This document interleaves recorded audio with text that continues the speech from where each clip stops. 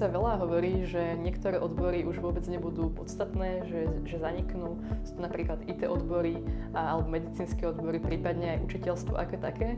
Tak to je opäť možno len také prehnané strašenie, pretože my vždy budeme potrebovať práve v takýchto kritických sektoroch mať ľudí.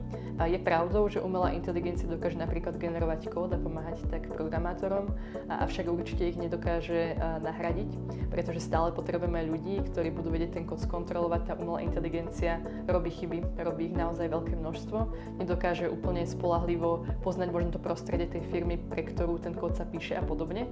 A to, čo vidíme v dnešnej dobe, že vznikajú dokonca nové profesie v tomto odbore, ľudia, ktorí vedia robiť veci bez umelej inteligencie, ktorí rozumejú tomu kódu, ktorí ho vedia napísať, opraviť, pozrieť sa na neho z bezpečnostného hľadiska, a títo ľudia sú vlastne veľmi vysoko cenení, takže naozaj nevidíme ten trend, že by tie profesie zanikali, vznikajú nové a títo ľudia sú stále veľmi žiaduci a budú potrební aj ITčkári, aj ľudia v medicíne. Budú sa musieť samozrejme naučiť spolupracovať s umelou inteligenciou, zefektívniť niektoré veci, ale stále budú podstatní a napríklad aj učiteľská profesia, veľa učiteľov sa bojí, že zanikne to, čo robia teraz, tak stále budeme potrebovať práve mať tam ten ľudský element, mať ten kontakt s ľuďmi a to je cieľom vzdelávania tým, čo je vlastne veľmi kľúčové. Takže povedala by som, že tie profesie sa zmenia, ale určite nezaniknú.